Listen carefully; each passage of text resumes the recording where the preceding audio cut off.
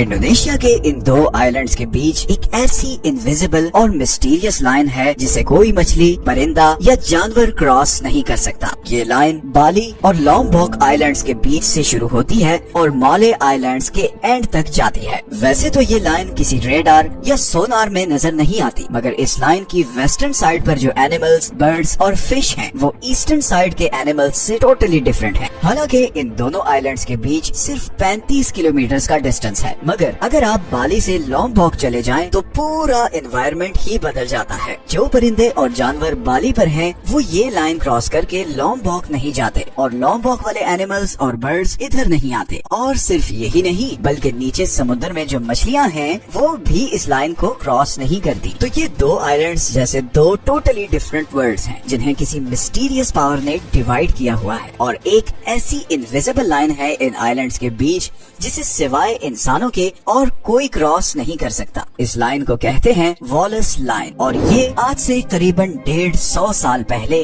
Alfred Russell Wallace नाम के एक ब्रिटिश एक्सप्लोरर ने डिस्कवर की थी। आप में से जिन लोगों ने स्कूल में बायोलॉजी पढ़ी है, वो रसल वॉलस को नेचुरल सिलेक्शन के कॉन्सेप्ट की वजह से जरूर जानते होंगे। अब अल्फ्रेड रसल की भी बड़ी ही इंटरेस्टिंग स्टोरी है। वो 1823 में इंग्लैंड के एक गरीब घर में पैदा हुआ। वॉलस के फादर एक कार्टोग्राफर थे, मतलब वो मैप्स बनाते थे, और इसलिए वो डिफरेंट जगहों पर ट्रैवल भी करते थे। वॉलस को पढ़ने लिखने का बहुत शौक था, मगर गरीबी की वजह से बहुत छोटी उम्र में ही उसे अपनी एजुकेशन छोड़ के अपने फादर के बिजनेस में आना पड़ा, और उसकी लाइफ का यही डिसीजन एक दिन पूरी दुनिया में उसे मशहूर करने वाला था। अपने फादर के साथ डिफरेंट जगहों पर ट्रैवल करके वॉलस को ज्योग्राफी और वाइल्ड लाइफ में बहुत ज्यादा इंटरेस्ट हो चुका था। वो जिस भी नई जगह जाता, वहाँ के कुछ पेड़, पौधे और इंसेक्ट्स अपने साथ ले आता। इसी शौक में 1854 में वॉलस अपने चंद साथियों के साथ इन मॉले आइलैंड्स के सफर पर निकला। वो पहले इधर सिंगापुर आया, फिर यहाँ से वो इंडोनेशिया गया और अच्छी तरह घूमा, और फिर आखिर में वो यहाँ बाली आइलैंड आया। वॉलस को बाली और उसकी वाइल्ड लाइफ बहुत पसंद आई। वो वहाँ के एनिमल्स और प्लांट्स को डिटेल में एग्जामिन करने लगा। उसे वहाँ बहुत से टाइगर्स, राइनोस, एलिफेंट्स और बहुत से परिंदे जैसे वुडपेकर और पैरट्स वगैरह नजर आए। वो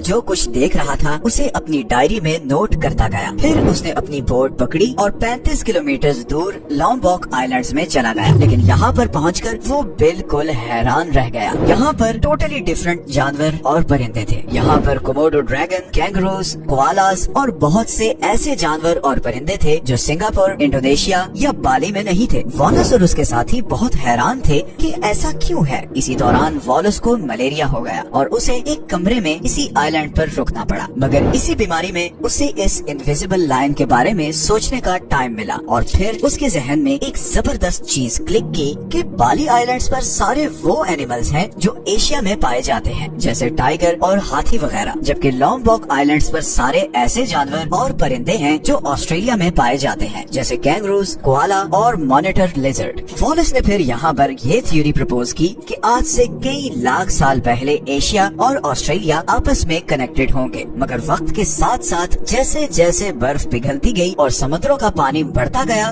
वैसे वैसे ऑस्ट्रेलिया और एशिया एक दूसरे से दूर होते गए, और नतीजतन बीच में समुद्र आ गया और ऐसे आइलैंड्स बन गए। जो जानवर उस वेस्टर्न साइड पर थे वो बाली और बाकी एशिया में रह गए, और ईस्टर्न साइड वाले इधर लॉम्बॉक और ऑस्ट्रेलिया में ही रह गए। अब क्योंकि बीच में समुद्र था, तो टाइगर, एलिफेंट या कैंगरूज जैसे जानवरों के लिए समुद्र को तैर कर क्रॉस करके दूसरी तरफ जाना इम्पॉसिबल था। तो एक मिस्ट्री तो सॉल्व हो गई। अब दूसरी मिस्ट्री ये थी कि परिंदे ये लाइन क्रॉस क्यों नहीं करते। लॉम्बॉक से बाली और बाली से लॉम्बॉक कोई परिंदा क्यों नहीं आता। वॉलस ने जब बाली और लॉम्बॉक आइलैंड्स पर पाए जाने वाले बर्ड्स पर दोबारा गौर किया तो उसे इस सवाल का जवाब भी मिल गया। बेसिकली इन दोनों आइलैंड्स पर नॉन माइग्रेटरी बर्ड्स रहते हैं। असल में बर्ड्स की दो टाइप्स होती हैं। एक होते हैं माइग्रेटरी बर्ड्स जो हजारों किलोमीटर का सफर करते हैं, जैसे आर्कटिक टर्न जो हर साल करीबन 90,000 किलोमीटर का डिस्टेंस ट्रैवल करके साउथ पोल से नॉर्थ पोल जाते हैं। इसी तरह साइबेरियन क्रेन्स हैं जो सर्दियों में रशिया से 5 से 10,000 किलोमीटर ट्रैवल करके चाइना, इंडिया और पाकिस्तान आते हैं। इन परिंदों के बहुत ही स्पेशल पर होते हैं, जिसकी वजह से ये बहुत देर तक समुद्र के ऊपर उड़ सकते हैं। ये बिल्कुल किसी एयरप्लेन की तरह अपने विंग्स फैला लेते हैं और फिर 10-10 हजार किलोमीटर तक ऐसे ही रहते हैं। लेकिन इधर ईस्टर्न एशिया में और स्पेशली इंडोनेशिया में जो परिंदे हैं वो नॉन माइग्रेटरी हैं, मतलब वो जिस जगह पैदा होते हैं वहीं बस उधर ही 1 से 2 किलोमीटर की रेंज में उड़ते रहते हैं। इसीलिए इन बर्ड्स के लिए ये 35 किलोमीटर का समंदर क्रॉस करना इम्पॉसिबल है। तो एनिमल्स और बर्ड्स की तो समझ आ गई कि वो ये लाइन क्रॉस क्यों नहीं करते। अब बाकी रह जाती हैं फिश या दूसरे समुद्री जानवर। फिश के लिए ये लाइन क्रॉस करनी क्यों मुश्किल है, ये बात वॉलेस को भी समझ नहीं आई, क्योंकि उस वक्त प्लेट टेक्टोनिक्स का कॉन्सेप्ट डिस्कवर नहीं हुआ था। आज के मॉडर्न टाइम्स में तो हम सब जानते हैं कि हमारा ये प्लेनेट स्टैटिक नहीं बल्कि डायनामिक है। ऊपर से स्मूथ नजर आने वाली इस जमीन के अंदर बहुत सी मूवमेंट्स हो रही होती हैं। हमारी जमीन की सरफेस के नीचे बहुत सी प्लेट्स हैं जो आपस में टकराती हैं, जिसकी वजह से हमारे प्लेनेट पर बहुत सी चेंजेस होती हैं। जैसे आज हम ये जानते हैं कि तकरीबन 335 मिलियन ईयर्स पहले हमारे सारे कॉन्टिनेंट्स इकट्ठे थे और हमारी जमीन में बस एक ही कॉन्टिनेंट था जिसे पैंजिया कहा जाता है। फिर टेक्टोनिक प्लेट्स की मूवमेंट की वजह से अगले कई करोड़ों सालों में ये सारा कॉन्टिनेंट टूटकर डिफरेंट कॉन्टिनेंट्स में डिवाइड होता गया। जैसे 45 मिलियन ईयर्स पहले आज जिसे हम इंडियन सब कॉन्टिनेंट कहते हैं वो ऑस्ट्रेलिया का हिस्सा था और टेक्टोनिक प्लेट्स की वजह से वो यहाँ से टूटकर ऊपर यूरेशियन प्लेट से जाकर मिल गया। इस टकराव के नतीजे में दोनों प्लेट्स की जमीन ऊपर उठकर फोल्ड हो गई और दुनिया की सबसे बड़ी माउंटेन रेंज वजूद में आई, जिसे आज हम हिमालयास कहते हैं। ये जो प्लेट्स के जॉइनिंग पॉइंट्स होते हैं ये बहुत वॉलेटाइल होते हैं और ज्यादातर अर्थक्वेक्स यही से ओरिजिनेट होते हैं। इसीलिए साउथ एशिया में आने वाले ज्यादातर अर्थक्वेक्स हिमालयास हिंदुकुश रेंज में ओरिजिनेट होते हैं। इसी तरह ये मलेशिया, सिंगापुर और इंडोनेशिया का सारा एरिया भी एक बहुत बड़े टेक्टोनिक शिफ्ट का शिकार हुआ था, जिसकी वजह से यहाँ बहुत सी वॉल्केनिक इरप्शंस होती रहती हैं और इसीलिए इन आइलैंड्स के बीच जो समुद्र का हिस्सा है वहाँ पर वाटर करंट इतना तेज है कि किसी भी फिश के लिए उसे क्रॉस करना बहुत मुश्किल है। इसीलिए सिर्फ 35 किलोमीटर दूर होने के बावजूद ये कोमोडो ड्रैगन्स तैर के बाली आइलैंड्स तक नहीं जा सकते और ना उधर से कोई फिश इस आइलैंड तक आ सकती है। तो ये टेक्टोनिक प्लेट शिफ्ट्स ही सबसे बड़ी वजह है इस इनविजिबल लाइन की। गो के ये थ्योरी वॉलेस की डेथ के बहुत साल बाद आई थी, मगर देखा जाए तो उसका 150 साल पहले निकाला गया कंक्लूजन बिल्कुल ठीक था। हमारी दुनिया में ऐसी और भी बहुत सी इंटरेस्टिंग और मिस्टीरियस जगह हैं जिन्हें हम आने वाली वीडियोस में एक्सप्लोर करेंगे। जैसे अभी कुछ दिन पहले ही हमने एक वीडियो बनाई थी जिसमें दिखाया था कि समुद्री जहाज साउथ अमेरिका के नीचे से क्यों नहीं गुजरते। आज की वीडियो के एंड में आपको